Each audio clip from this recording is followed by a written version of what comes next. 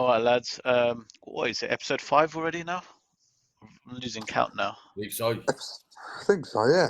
Yeah. Can't So remember.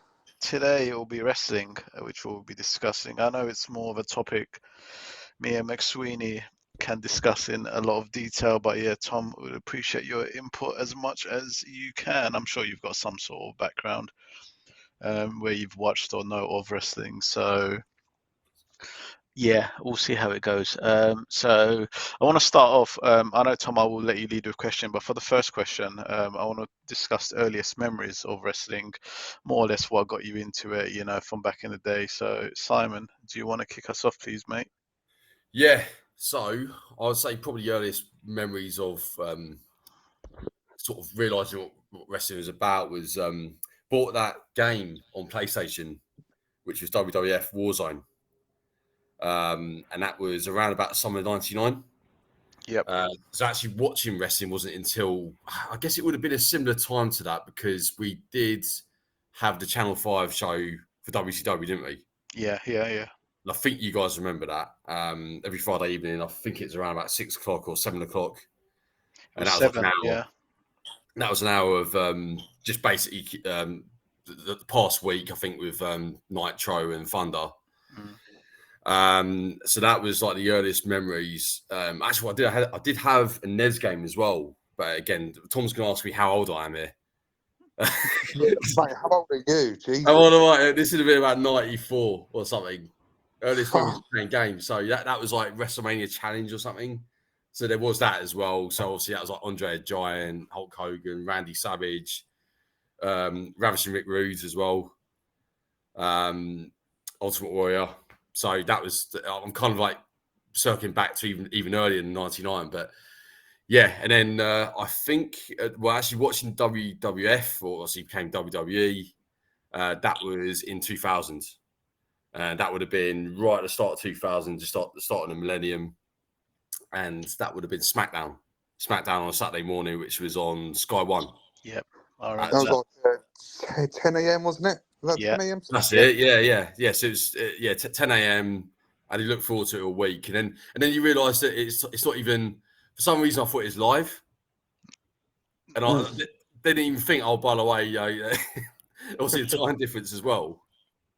It was always taped, wasn't it, SmackDown? I don't think it was. I know it's probably live nowadays, but it never used to back in those days. It used to be taped and then Tuesday, wasn't it? Yeah, wasn't it? Because Monday's obviously always been Raw, and then Tuesday was a SmackDown taping. But didn't they say it was like Thursday, and then they changed it to like Friday night around about 2004, 2005? Yeah, I can't remember, but yeah, I always thought it was also like sort of live, or because I used to look on Sky Sports when I had Sky Sports back in the day. I was like, why the hell is there no Friday night or Thursday night SmackDown live? I always thought to myself, why did they not have a live programming for it? Obviously for Raw they did always, but yeah, it's only after I grew older then I realised that it was taped. Yeah, because and the funny thing is, it was like a burst of enthusiasm and like interest in the wrestling industry around about 2000. Because even at school, like if you didn't watch wrestling, it'd be like not you're not cool, but it was like just it was something you did, isn't it? Yeah. The interest went wild, and obviously that was the Attitude Era as well. Stuff that you're probably not meant to be watching, but I still got a way of watching it on like a Friday night. Yeah, we roll me to Friday, and we well, it was on Friday to start with, and then some of the stuff that you used to watch on Friday night, and even at school, like wrestling in the playground as well, which is like, but they say obviously don't try this at home and all that, and it's like what the kids do, they go and do that.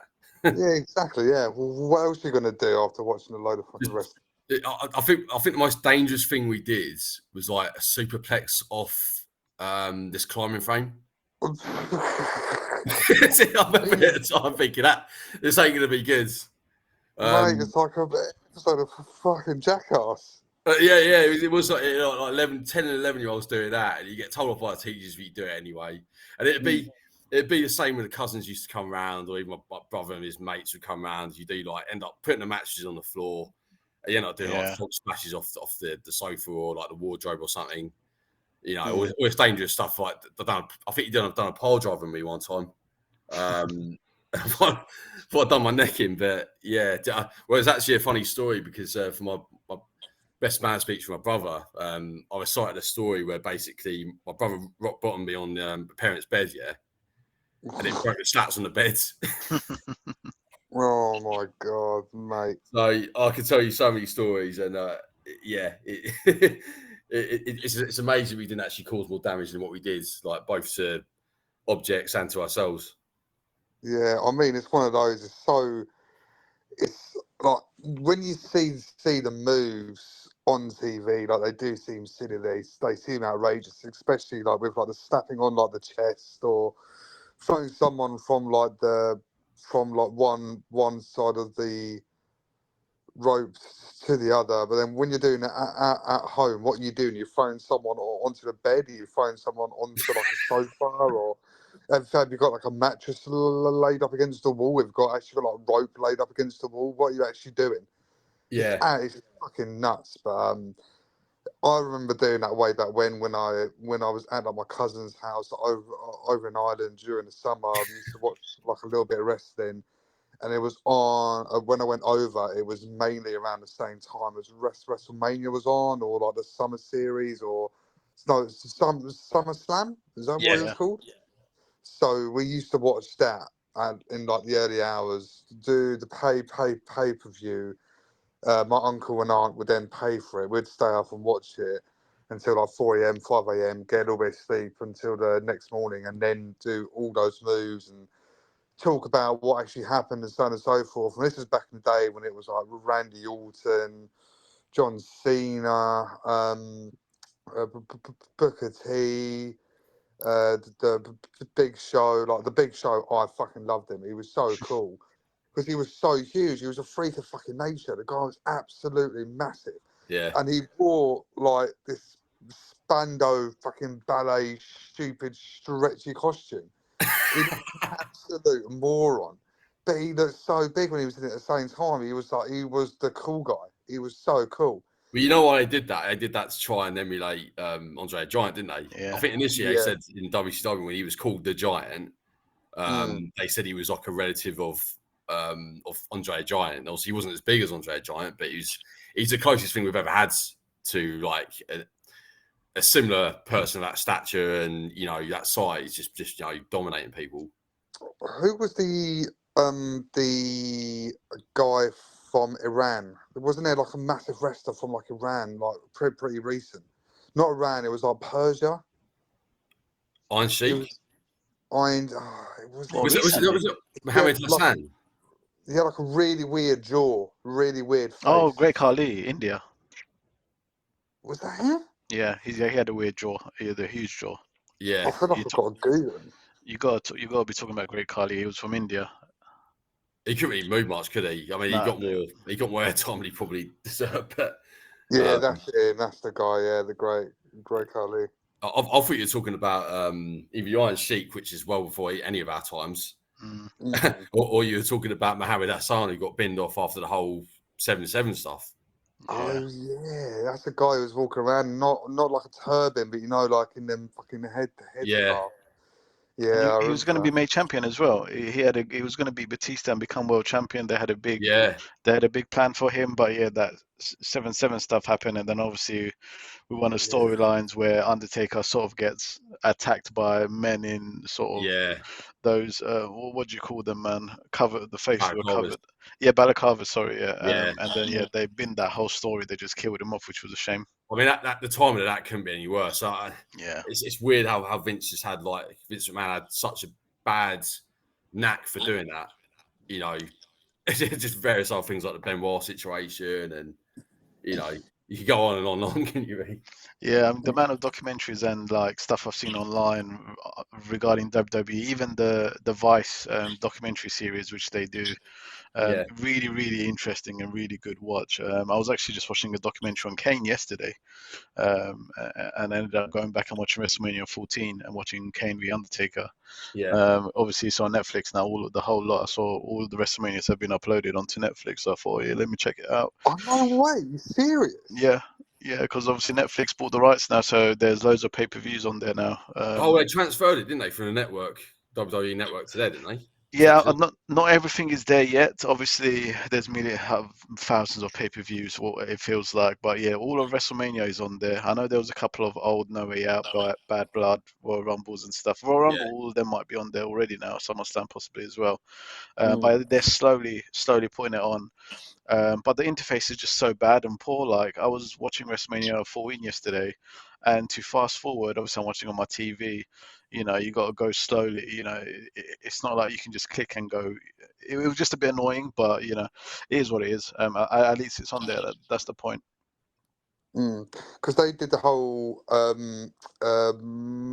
McMahon documentary Yeah, series that was good. on Netflix, Yeah. and that came out just after the whole touchy-feely side of him came out, where he was saying inappropriate things and he was shagging people that he shouldn't be It shagging, was who a were lawsuit, yeah, the big yeah, who lawsuit that were came out of late.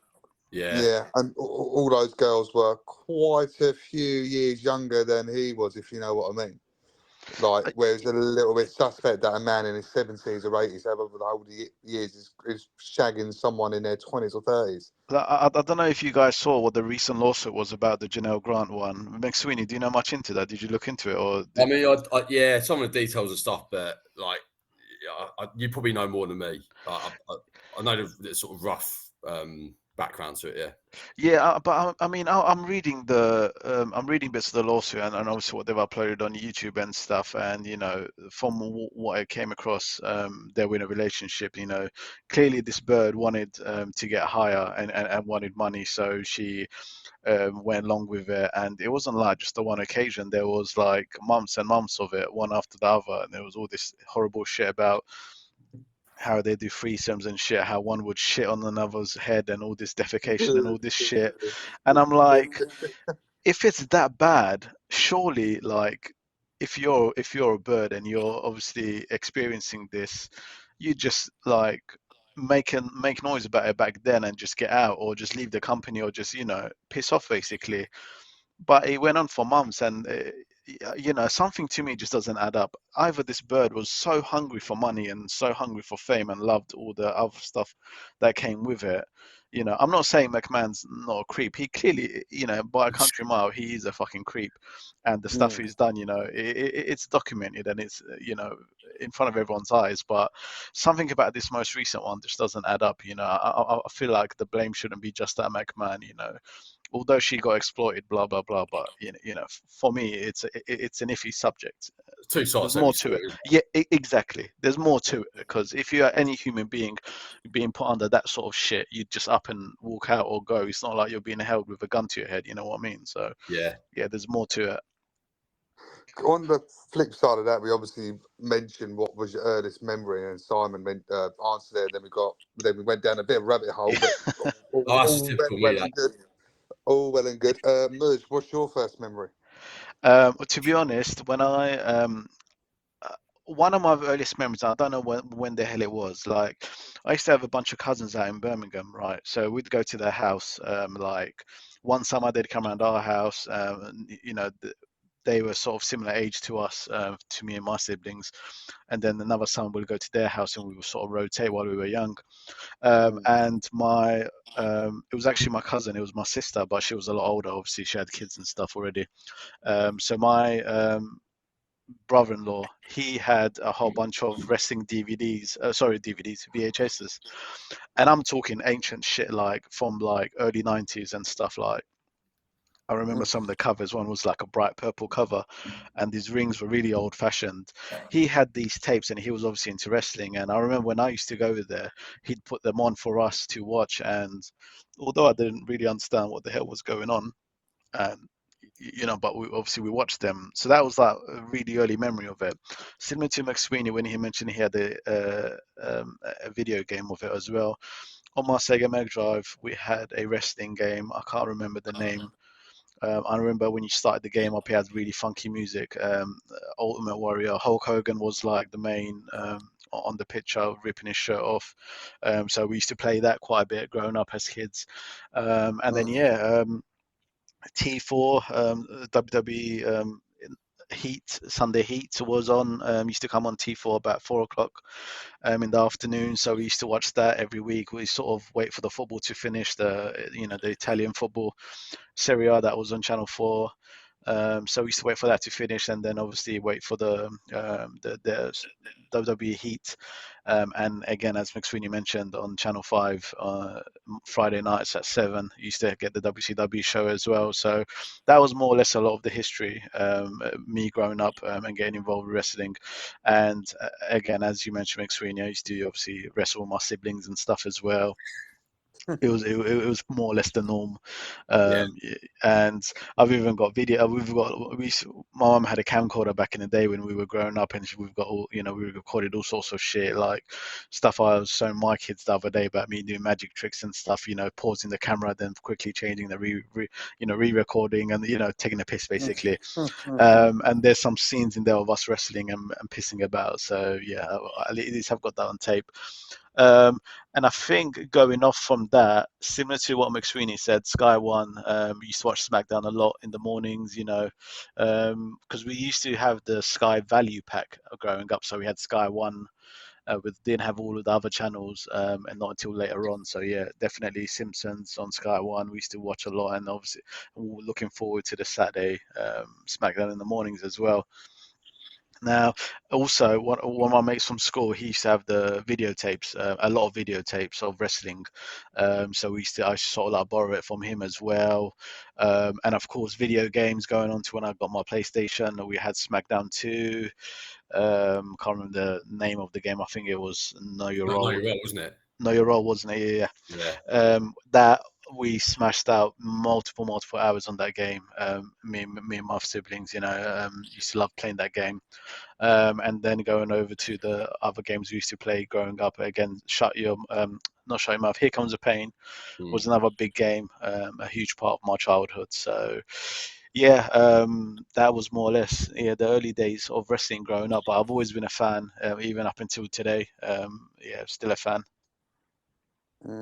No, so I mean, with the industry that it was, I mean, it's like wrestling altogether is like a multi-billion-pound industry. I mean, like the amount of games that they have coming out, the amount of places that they can sell out around the world. They can go over to Saudi, they can sell out arenas there, they can go over to Australia, UK, whatever. You've got different federations that are always sprouting up. I didn't realise until the documentary series came out that there were different rival companies all over the US. I thought that they were all the exact same. I didn't realise that they were all different companies made up by different people, because mainly due to like state laws or like the government laws or whatever the case is, and they couldn't show it out of different states or whatever, or blah, blah, blah. And then McMahon then just decided to tear up the rule book and basically buy out all of these different companies, and then bring them under the umbrella of, it was WCW back then, wasn't it? WWF. You're talking about the territory. Yeah, you're talking about the territory system where everyone sticks to their own territory. But then McMahon came along and thought, "Fuck this!" So he started showing on cable, and then obviously cable started going out to everywhere. So everyone was able to watch WWE, WWF. So yeah, he sort of started that off. But yeah, as you said, nothing to not to forget is action figures. I had loads of action figures growing up as well. That was a huge market. I never had those actually. I never had those. I did buy an APA t-shirt around about 2001, which is pretty cool back then, because I liked Bradshaw back then and Farouk, and there was this guy at school called Mustafa, and basically in the playground you'd have like the Dudleys would be like two lads. I was basically Bradshaw. And my mate Mustafa was Farouk, and I had the t-shirt. I was like, yes. But yeah, like the action figures I never actually had. Yeah, I had a few action figures actually. I remember Goldberg was one we had. The Rock, Triple H. I think we had a Hulk Hogan one as well. But talking about shirts, I remember when we went to AEW at Wembley actually, when you were wearing your NWO, was it? Yeah, absolute classic. That was for Fancy Dress actually a couple of years before that. Yeah. a year or so before that. Yeah, I mean, nothing I did obviously put down in terms of questions was any events attended. And to be honest, the only wrestling event I've ever attended in my life was that AEW at Wembley, the first All In, which Yeah. we went to a few years ago. I know you've been to a few WWE events, right? I've been to one. I've been to one, which was the SummerSlam back in 2018, which is in Brooklyn, Yeah. Barclays Centre, or they call it Barclays Centre. Barclays, yeah. So I got there on the day, and I was massively jet lagged. My brother said, "Oh, do you fancy going to SummerSlam tonight?" It's literally just not that far away from where he was in New York, and I was like, "Yeah, why not?" And yeah, that was a brilliant event. That had Brock Lesnar against Roman Reigns in the main event. It wasn't a particularly great match compared to some of the other battles they've had, but like Seth Rollins against Dolph Ziggler was good. AJ Styles against Samoa Joe was good until basically he got himself disqualified because Samoa Joe grabbed the mic and then said something about AJ Styles' wife, and then of course she's gone off on one, and it sets up another match as well, which is often the case with these. But yeah, some pretty decent matches. I wouldn't say it was an absolute classic event, but it was just to be there was pretty amazing because you realise how weird it is not having a commentary. Yeah. Yeah, it does add a lot. I mean, again, I've only been to one with you, to AEW, and for me, the negatives were obviously, the lack of commentary and also the view. Wembley is obviously huge, and the ring was really far away. You can just about make it out, but you know, it's one of those things I find when you go to a big event. Obviously, with football, it's fine. You know, you don't have to look at the screens. Football is very watchable within Wembley. Now, I've been to Wembley and I've watched AEW and I've watched boxing. I watched Froch Groves too, which was the first boxing event at the new Wembley actually. And we spent a lot of our times during the boxing event looking at the screens because the ring was just too far away and they were just too small. Same with AEW. I mean, I did look at the ring a lot more because we were a bit closer.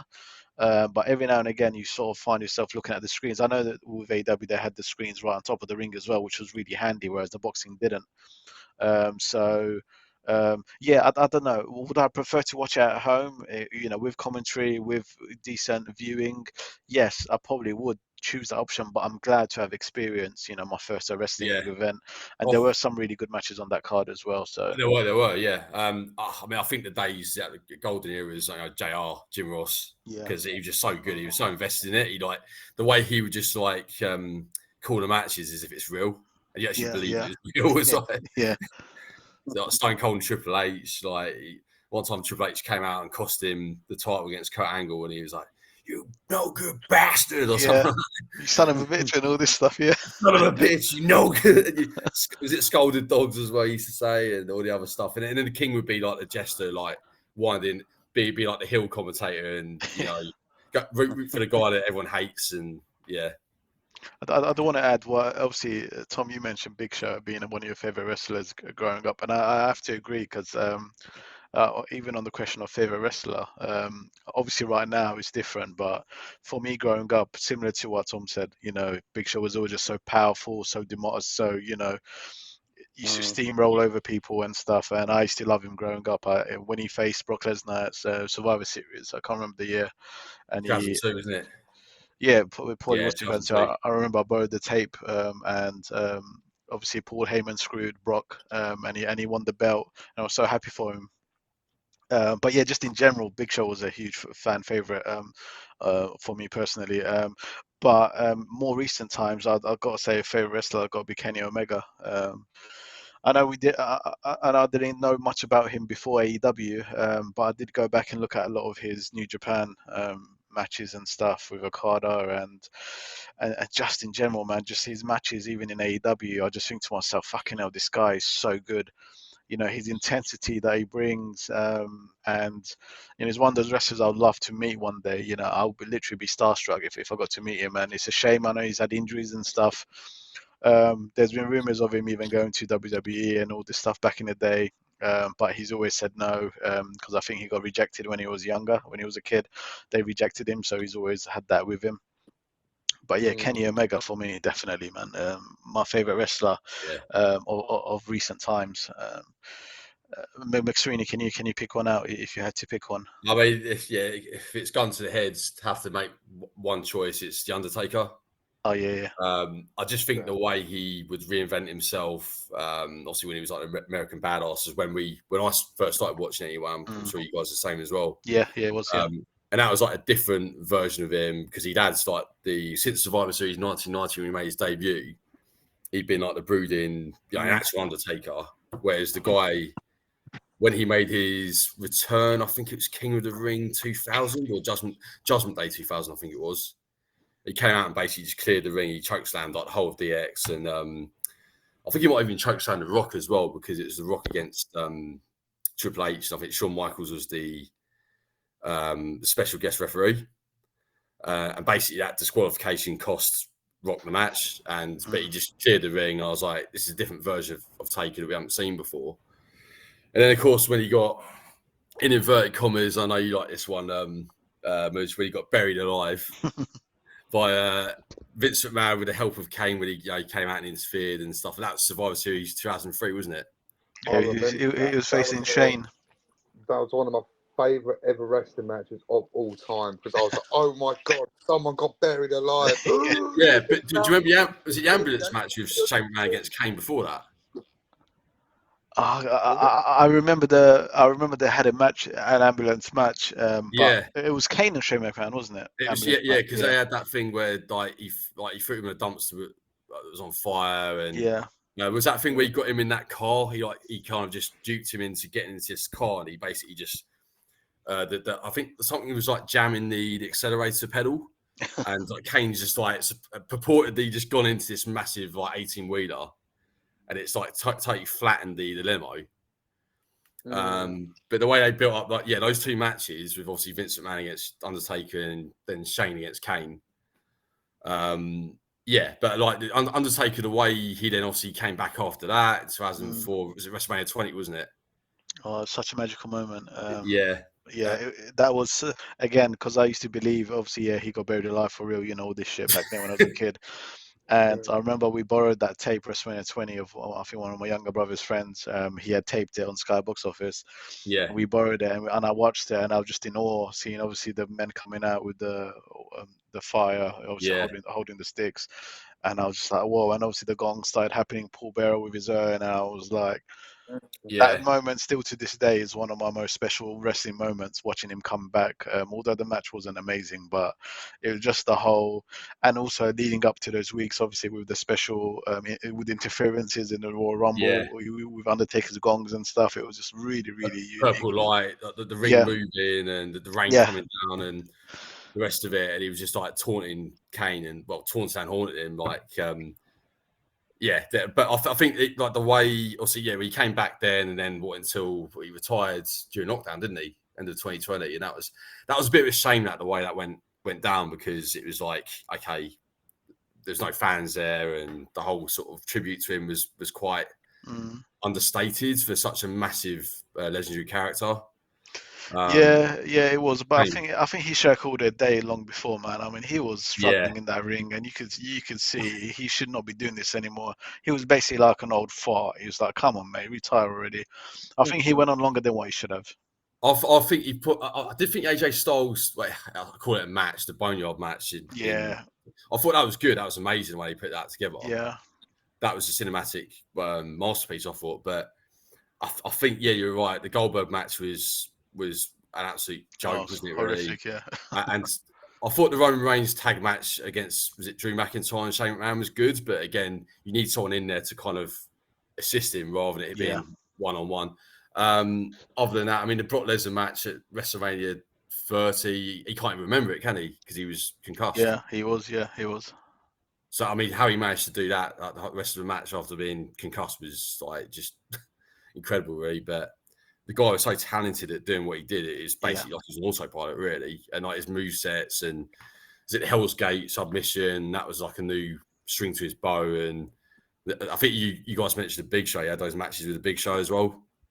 Yeah, I think his longevity, just in general, he's always been at the top of the game. He's always had that special aura about him. The lights go off, the gongs hit. It's just that special, Yeah, surreal moment for everyone, the fans, and obviously people watching at home. So, the fact that he managed to create that with his character, I think is amazing. And I think if I had to say one of the best characters in wrestling history, definitely he would go down as one of the best characters that we've but ever seen. he lived and breathed it, didn't he? Yeah. Really, like an actor would normally, like Yeah, being yeah, acting like outside of the filming, and being on stage, or bit, which to take it to that extreme is impressive as well, because it's almost like at that point he'd been the Undertaker longer than he'd been Mark Calloway. So yeah, Yeah, yeah.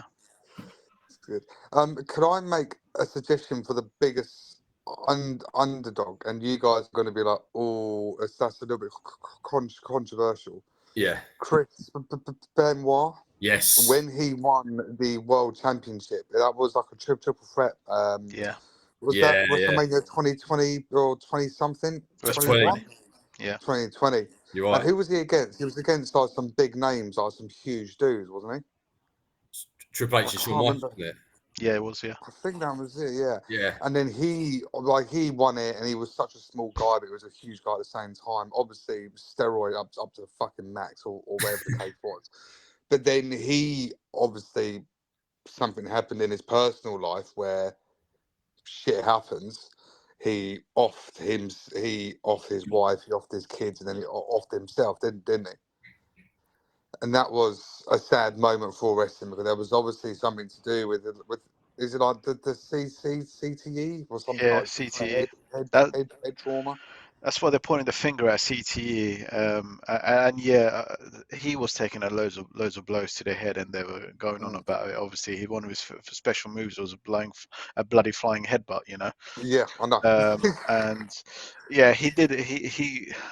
They had that scene at the end of WrestleMania where him and Eddie obviously both yeah, had won the night, and Yeah. then they're hugging in the ring, really, really close friends.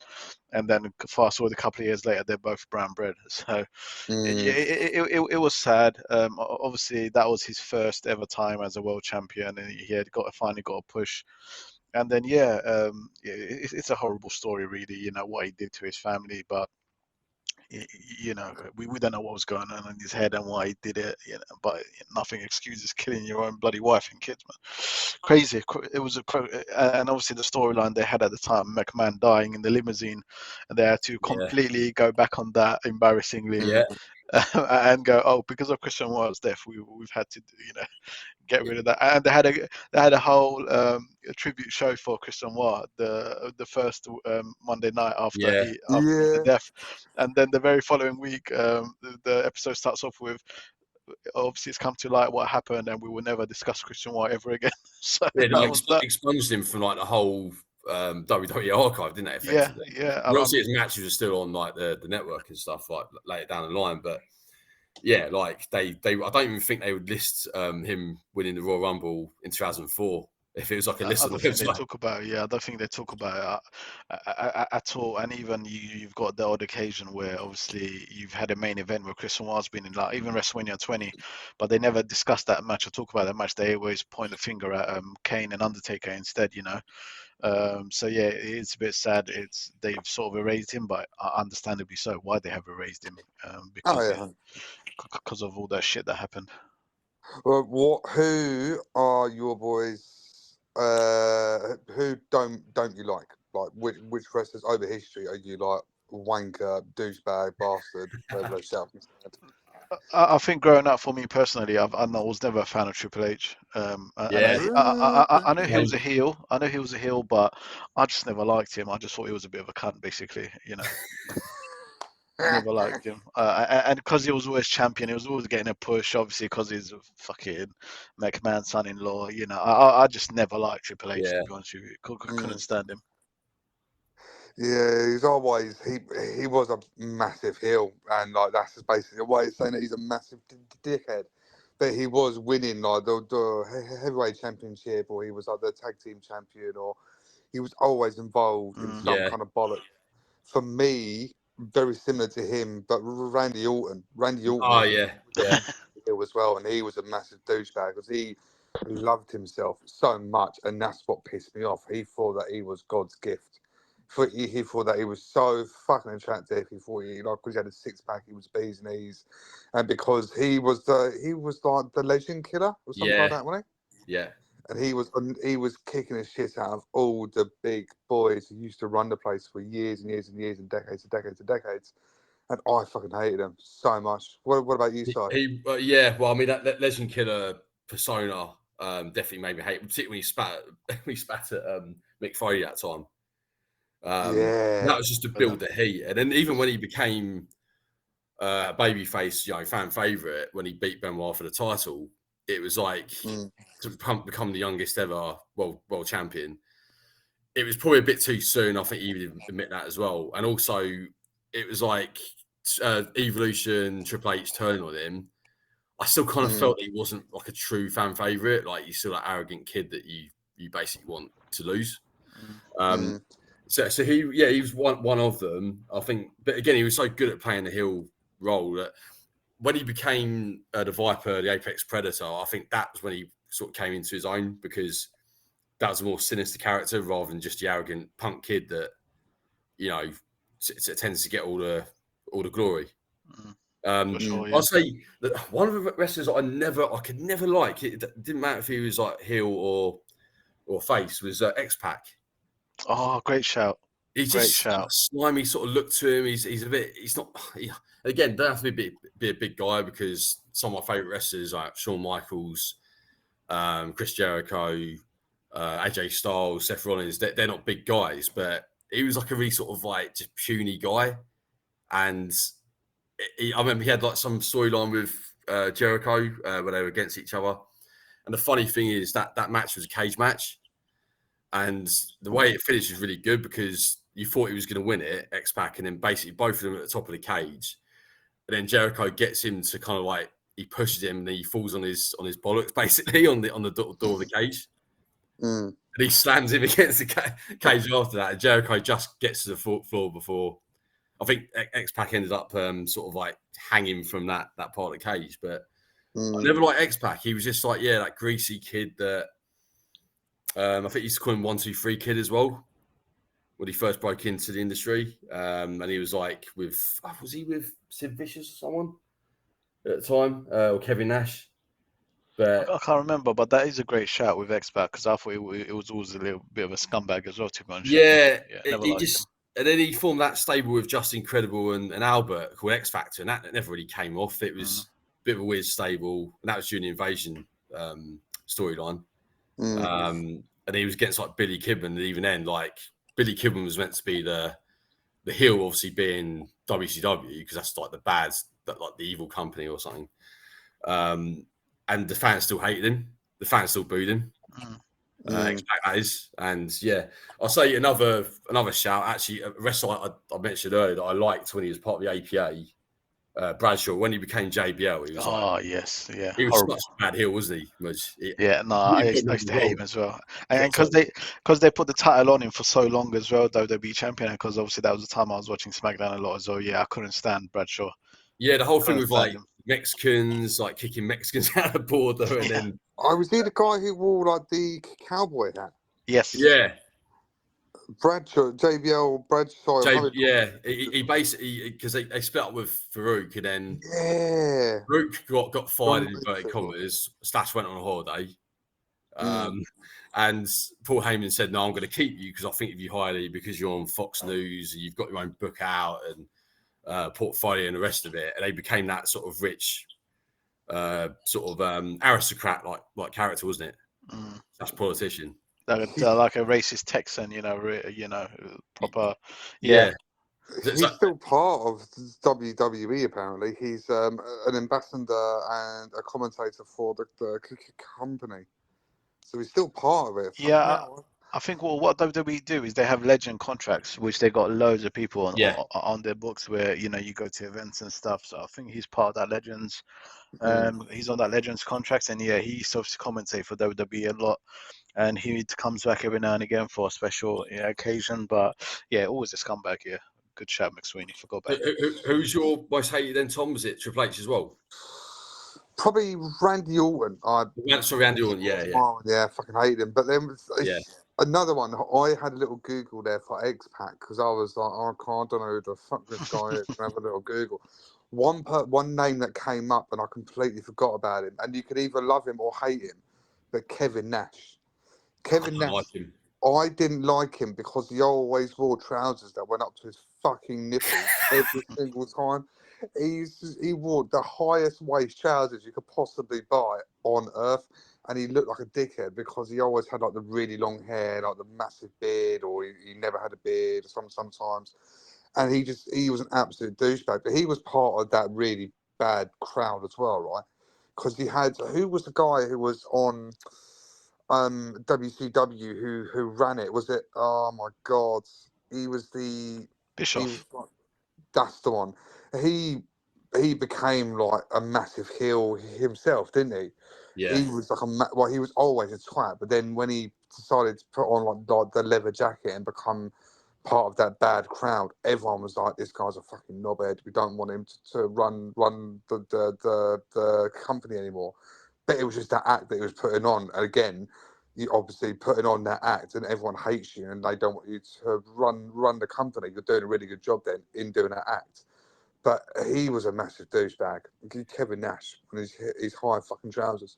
it was quite awkward wrestler as well. Like I like Scott Hall because he had the razor's edge or the outside his edge, whatever you call it. But he's better in terms of like performing. But like Kevin Nash is just like an awkward. He's a massive guy, isn't he? He's like nearly 7 foot. But I know he lost to Rey Mysterio in WCW. Actually, that was quite a big thing at the time because obviously it's like David versus Goliath. Yeah, exactly. Yeah, I remember that. But they deliberately did that.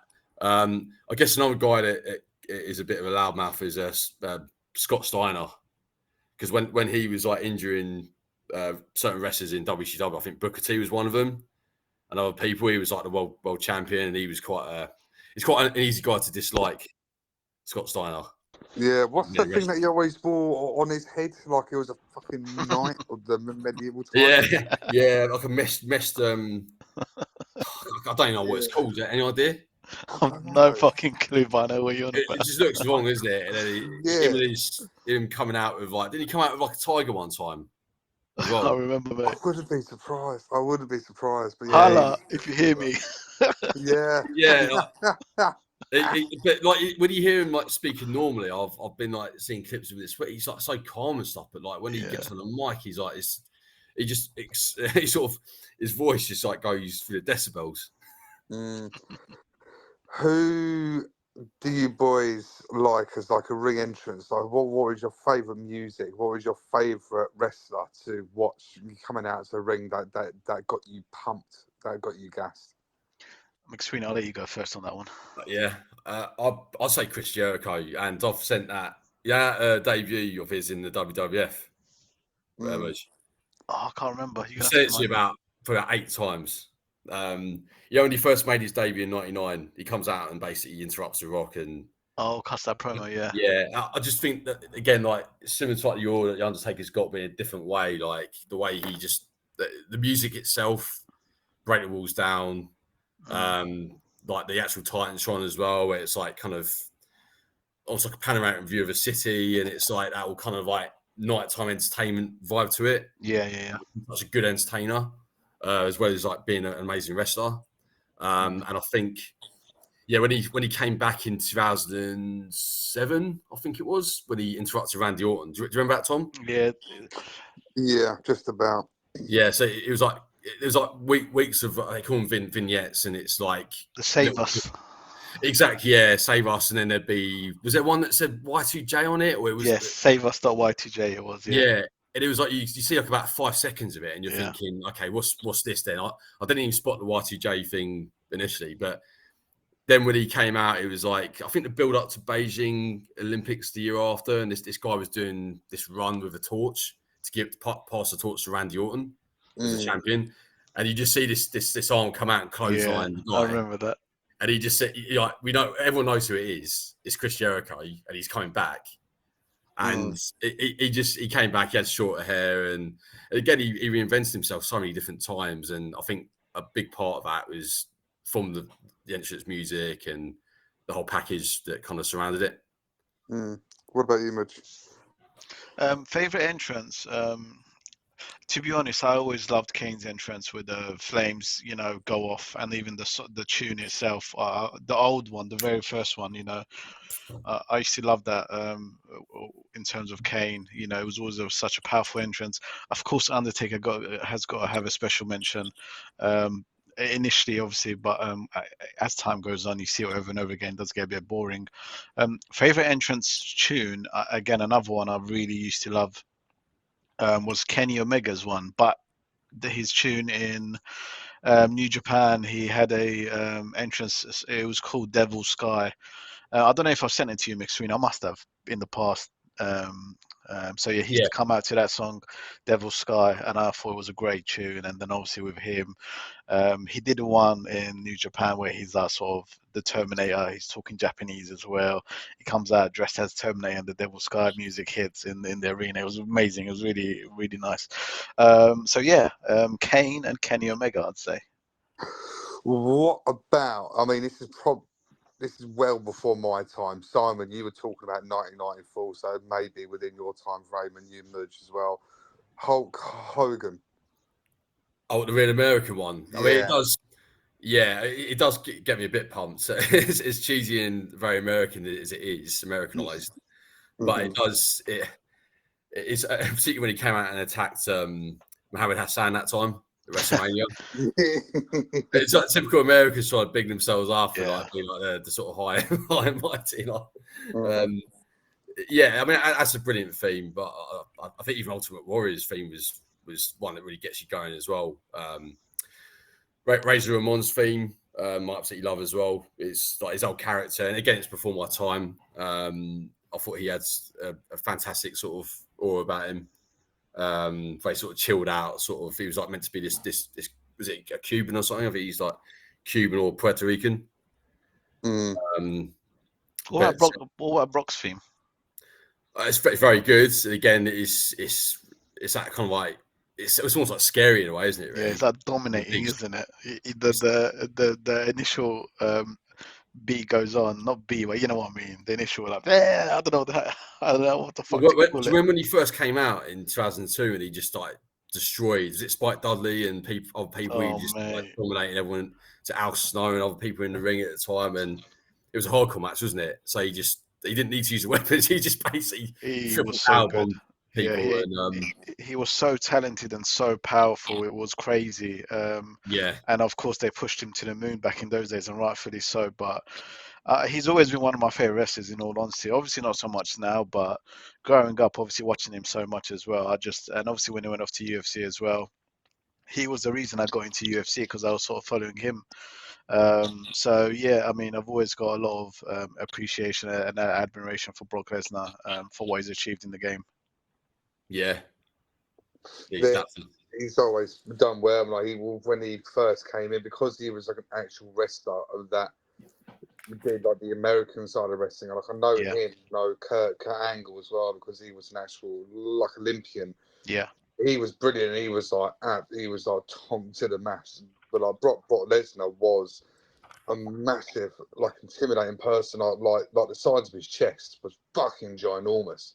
Like his chest was bigger than his actual fucking stomach. Like it was so scary. Yeah. But then he switched over to UFC, which I liked him doing that as well, and he was brilliant. I think you had didn't CM Punk as well go over to like the UFC, and he had a fucking terrible time. But he was like the less of that is mentioned, the better. That was an absolute match.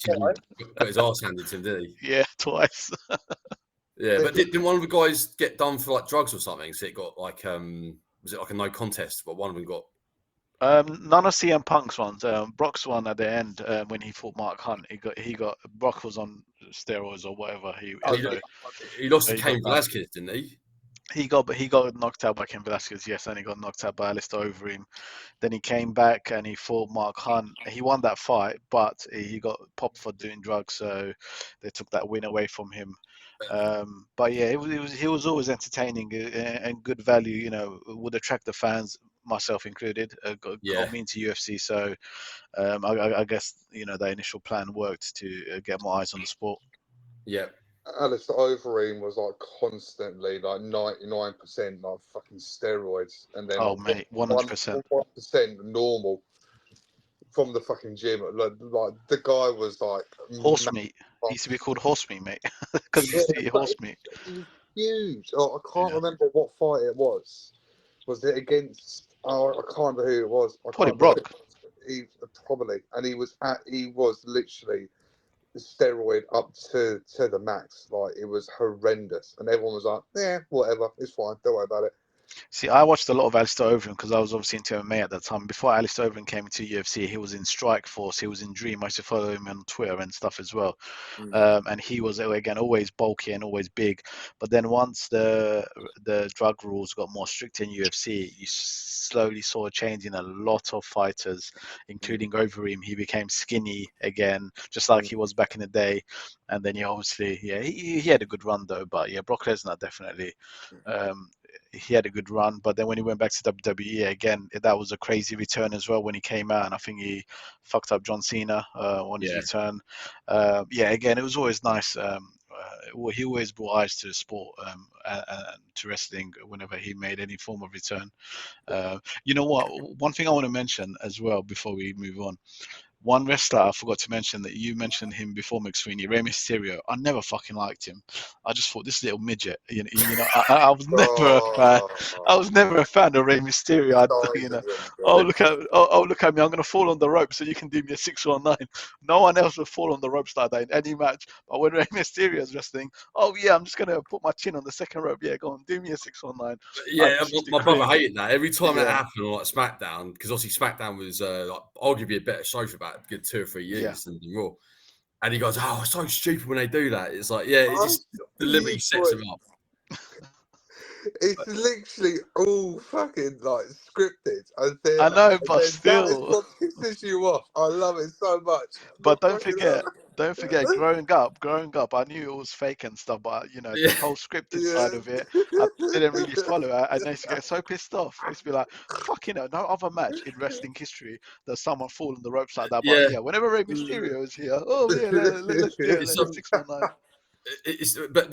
There's another little thing that I find funny as well. I don't know if anyone else has picked up on this, but when they got the count out when they go outside the ring, yeah? Have you noticed in some matches, like, the referee doesn't start counting for ages? Oh, yeah, of course. Yeah. And it's like, I said this to my brother as well, and he's like, yeah, I've noticed. There's like certain stipulation matches where it's like they've been out the ring for like a good sort of maybe, I'll say 5-6 seconds, and then the referee starts counting just to try and extend it and elongate the whole, not going to get counted out. Yeah, I know where it comes from. You did get the odd occasions where someone would quickly come back into the ring and go back out again. But yeah, sometimes they'll be out for fucking ages, or it used to be annoying. I love it when the ref just gets clobbered by someone, and then you sort of gradually, eventually see someone like try and revive them, and they do like a really slow count because they got like someone's done a move on them, hit them with a chair or something, or low blow them. Or hit him with like a garbage can, or they've fallen onto nails or anything stupid like that. Yeah. That reminds me of the Dudley brothers. They were the absolute champions of that. They fucking wrecked the place when it came to that. You know what? One question McSweeney mentioned beforehand was a favorite type of match / stipulation. Yeah. And I have to mention that bit. I know we've got 5 minutes left.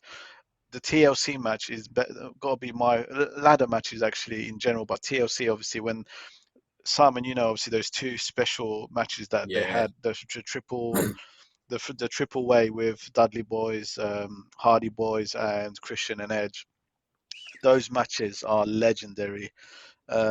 And I think anyone who I actually want to go back and watch those matches again because I'm sure they're going to be on Netflix now. But those were crazy, insane matches, and it really, really, So that's your favourite stuff of match, yeah? I think so. Anything high flying. I mean, this is one reason why I love AEW because obviously you got a lot of high flyers, and some people say, "Oh, it's too much acrobatics, blah blah blah." But I loved all that, high risk. Sammy Guevara was one. I remember he had a ladder match with Cody Rhodes, where he done a special move from at the top, and even Fox done a 450 splash through bloody sting through a table and stuff, you know. Oh yeah, But anything from a ladder, anything from high up, you know, with a bit of risk, I love that shit. So I have yeah. to say TLC match will probably, or slash ladder match, got to be one of my favorite matches. Mm. What, No, but what what about about you, you, Tom? Tom? Do you want to answer it? Or? Yeah, go on, mate. Yeah. What Yeah, else? I'd say last man standing actually, because I like the idea that you're not pinning them and you're not getting counted out. Because I hate count outs, because but even falls count anywhere matches are quite good, because that normally goes out the back and then, you know, out the arena and stuff. But I'd say, yeah, last man standing. There's one between Triple H and Shawn Michaels, one year at the Royal Rumble. I think it's 2004 for the world title. That was really good. I think it was a double. They both couldn't answer the count, but Randy Orton against Edge. Midge, I don't think you were that keen on that match. Yeah. Was it? What was which WrestleMania was it again? Was It was one of the COVID ones. Yeah, it was one of the COVID ones. I remember. First one, yeah. But I thought that was good because that was the sort of match they could do well, because obviously there's no crowd there. Yeah.